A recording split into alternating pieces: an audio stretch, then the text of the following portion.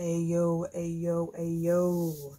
It's real lazy fuck hours. I just put on some makeup and popped in some contacts and acted like this shit is different now. We'll see if I'm able to speak in a way that is coherent, in a way that can be understood by others. At the moment, I can't fucking see, because you see these fucking X's, they go through my pupils, and so I actually cannot really see all that well. And I'm hoping that that actually helps me to kind of focus, because there's a part of me that's out of focus, and like so out of focus and so out of my fucking control that like maybe I'll concentrate on other things because I know I just can't see. So we'll see. We'll see. I don't know where the fuck I'm gonna go with this conversation, but you know, at least we're going to start with the concept of the sexy schizoid.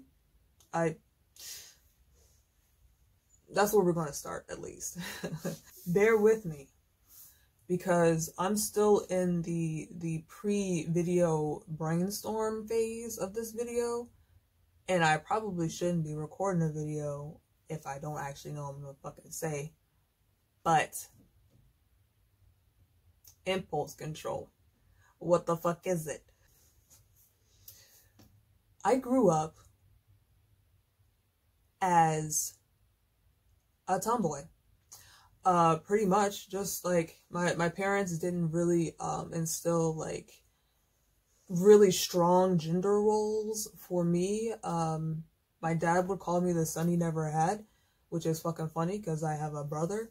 But that's the point that I'm trying to get across, is that for me, the concept of a gendered experience means fucking nothing.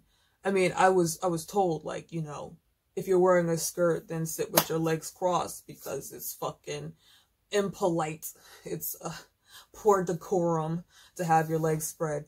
Like, so it, like, I know the rules, the etiquette of, you know, being a feminine presenting individual, but as far as like the way my fucking brain works and the way that I enter interactions and the way that I fucking think, it's very neutral. So it's always difficult because like you see my face, you see my body, and you're like, this is distinctly feminine. This is a distinctly feminine expression, distinctly feminine experience. And of course, like I can't tell you otherwise, because, you know, I can't entirely control the way that my fucking body looks. I have things that I would like to do to, you know, change that up. But at the moment, that is not an option. Any fucking way. Let's get back to the subject at hand. I didn't grow up with a whole lot of direction as far as being a girl. And so for me, the concept of gender kind of fucking means nothing. And so the way that I like to think about it is, you know, you have this office space. You go into the office space, they got fucking, you know, cubicles. And you go into the cubicle, you see like a whole ass fucking filing cabinet. And in this filing cabinet, you got files, right? And so you pull out one of these filing cabinets, you just like, you know, roll that shit out, pull out one of the files, and you see like on here, it's like personality.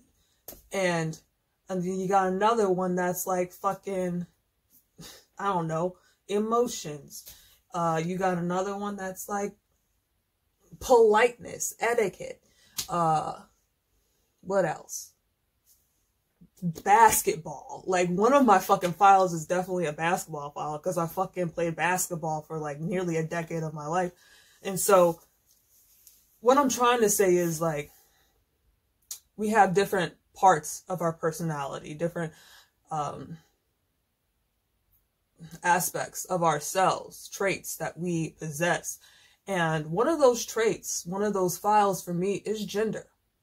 It does exist. It's a thing that is something that I have put deep consideration into. You pull out the file for gender, that shit is fucking thin. I mean, like starving Marvin fucking thin. And you open it up and there's one sheet of paper in there and it's fucking blank. That's what gender is for me. It's a fucking blank page.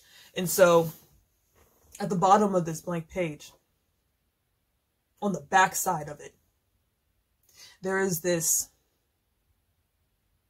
writing in like 0.5 point font. That's presentation. It just says presentation, like in itty bitty fucking letters.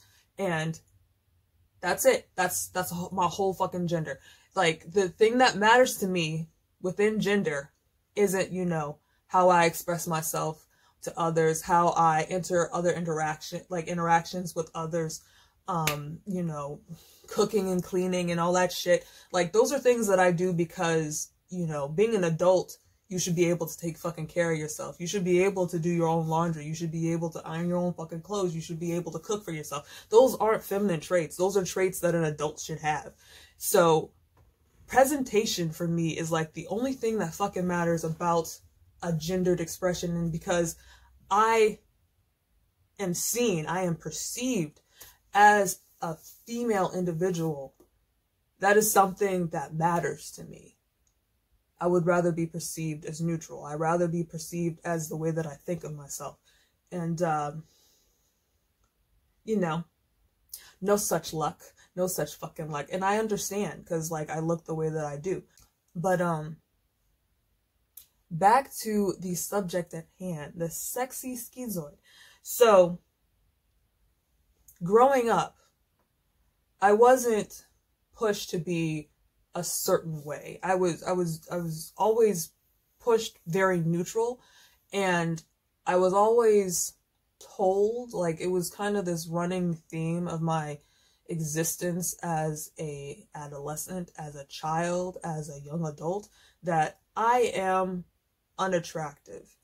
My mom would make a big deal about talking about how big I was. My dad would constantly talk about, you know, you should go to the gym, you should lose some fucking weight. And like, I feel like he was trying to help, but it ultimately was just fucking destructive. And as I started to lose weight from a fucking eating disorder, they were aware that this eating disorder existed, and I don't know, maybe they just didn't take it seriously, or maybe they didn't think it was as bad as it was, but they applauded that shit wholeheartedly, like, brava, continue as you were. So safe to say my relationship with food and my parents aren't particularly great, but my concept of self was very much shaped by my interactions with others and how they perceived me. And the perception across the board, it felt like, you know, I was fucking ugly. And so in being an ugly individual, in being an unattractive individual, there is this inherent worthlessness when you have a vagina, when you're assigned female at birth. There is an inherent worthlessness in you not being attractive, because that's part of the currency that, like, you just literally, you don't have currency that other people have. And so, you know, a man might have, you know, currency just from being a fucking man. A white man has, like, you know, double the currency because, you know, that's social ascension. That's how that fucking works. And so being afab, being black, I assumed that just by and large, I was just a fucking unattractive person. And it becomes so ingrained into your personality, so ingrained into your everyday interaction with yourself that it becomes like commonplace. It's just, that's just the way it is. That's just, you know, reality. As I got older and was able to construct my own, you know, way of interacting with myself and in seeing and perceiving myself and actually reflecting on how the world sees me, I was able to understand that while I know myself to be a devastatingly unattractive person, the world doesn't necessarily see me that way. And it's fucking weird because I've spent all this time thinking, you know, the world thinks I'm fucking ugly. But then, you know, when you escape from this fucking bubble that your parents have you in, you notice, like, the world is fucking different. It hit a little fucking different, right? And so, yeah, I definitely noticed from probably the age of 17 that while I'm not the most attractive person, that there is some attractiveness, there is some social currency that I have at my disposal in order to attain whatever the fuck I want to attain. And it's weird because, you know, a lot of adolescents that are afab, that are assigned female at birth, in your childhood, you notice that you are treated differently than little boys because, I don't know, adults kind of just assume that there's this higher degree of maturity that girls have. I don't know what exactly it is. And I don't know why that kind of mutates and is adulterated into this thought that little girls are responsible for being molested when they are victims of fucking predators, that it's assumed that they somehow called this upon themselves. For girls as young as, you know, 6 or 7, it's thought that, like, well, you kind of, you know, the little girl kind of dressed a little provocatively. They kind of, you know, were asking for it. And I don't know why that happens so often. But from well before puberty until forever, women are assumed to be responsible in part for being victims of sexual predation. And this kind of ties into, you know, the social experience of being AFAB, of being conditioned female.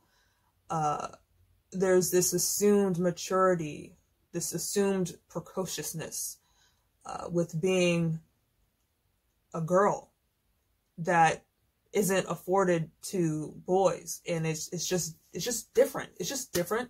And for Black girls, it's even harder because we hit puberty so fucking hard. I mean, I hit puberty at 9 years old, and so, you know, a 9-year-old with fucking titties, like, bitch, shit just it's fucking wild. It's wild. And so I was the recipient of this, you know, sexual attention from a young age, but it didn't equate to me as, like, me being attractive. It more was just like, that's the way that men are. And so as I got older, I had a better understanding of just human interaction, and I understood myself to be a person that is potentially attractive. And that wasn't until, like, it started at 17, but it didn't become, like, concrete, like a concrete fucking concept until maybe 24 or 25. I was a bit of a late bloomer as far as, you know, kind of finding my aesthetic and, you know, exploiting it. Within the schizoid experience, there is a lot of immaturity. I in many ways feel very blunted, very stunted. I feel like, not mentally and not entirely emotionally, I just feel stunted, like socially stunted. And it comes out in the way that I interact with myself through my thoughts. But I've gained the ability to mask it pretty well with this like fucking false bravado where I act like I'm fucking great when I know that I ain't shit and I never have been. But I do objectively know to the rest of the world that I am probably above average attractiveness. And that is not me tooting my own fucking horn. That is not me, you know, trying to praise myself or trying to lift myself up. It's not delusions of grandeur. That is objectively what I understand to be true, because I actually have a hard fucking time perceiving reality sometimes. I have delusions. Literally, I just fucking have delusions. And so, when I talk about, you know, understanding myself to be attractive, I, in my mind, know myself to be supremely unattractive. But because, you know, you can't continuously ignore reality. You can't, like, when you're receiving this free feedback, when you're receiving this interaction that is conducive to an attractive person's experience, you kind of can't ignore it forever. And so I'm not an idiot is what I'm trying to say. I'm just delusional. And so I am able to ascertain that to not a large majority, to a lot of people, that I am considered conventionally attractive for a afab person, which is like not me. It's not me, but I get it. And so in that, in understanding that you can exploit your strengths in order to attain whatever you would like to attain. And I don't know, being the way that I am, being neurodivergent, being an asocial introvert, whatever the fuck you want to call it, being schizoid, I deal very much in data, in concrete truths, in numbers, and that's part of the reason why I'm so fucking sick. I was doing body checks the other week. I was doing fucking body checks. I don't know if y'all have ever had a no swallow dinner, a chew and spit dinner. It's something to behold, let me tell you. I just wanted to kind of try to express this experience that I have as a person who has discovered through contextualizing their own being as a person, through just, you know, developing as a person, how fucking surreal it is to understand yourself as an attractive person after understanding the concept of attractiveness. Because, like, you could have a little kid, you know, like the popular kid in elementary school. They know that they're attractive to the other kids. Like, they're really good at making friends and shit. But, like, they don't really understand the concept of attractiveness or platonic attraction, of romantic attraction, all that shit. But being an adult and understanding that shit, and then after that, understanding that these are things that you possess, it's fucking wild. It's absolutely wild. And being a person that is so inundated in numbers and data and having this undying thirst to understand things, like objectively speaking, not even like I don't know, it's a little overwhelming sometimes, you know, being the way that I am, being just asocial and asexual and pretty aromantic. I mean, I feel like I'm missing out. Like, widely, I just feel like I'm missing out. Because the full range of emotions aren't available to me, and so the full range of the human experience isn't available to me. And it's like being in a video game and having those characters that are grayed out, and you never get to use them. You just never, because you fucking suck. I mean, it's just a part of being a person that I don't connect to, that I don't entirely understand, but I understand my appeal. I absolutely understand my appeal as a sexual object, because I have no choice but to understand it, because I have been exploited in that way. I have been taken advantage of in that way, and so I have no choice but to understand it, because I want to fucking avoid it at all costs. But it is interesting to, I don't know, almost feel like a passenger in your own fucking life, and understanding yourself and seeing yourself as like not this individual that is you. It's really fucking weird. It's entirely fucking just bonkers. And this has kind of been like an incoherent rant, I know, but hopefully you got some kind of understanding from it. I don't know. It's really what I'm trying to say is that I am an individual who doesn't identify as a woman, who is perceived as a woman, who doesn't think they are attractive, but is aware that they are attractive. Yeah, it seems really fucking confusing. And like, it doesn't make sense. Because it kind of fucking doesn't. But this is my life. So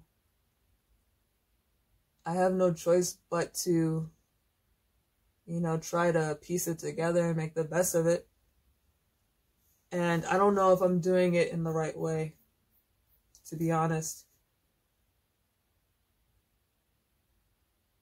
I don't fucking know.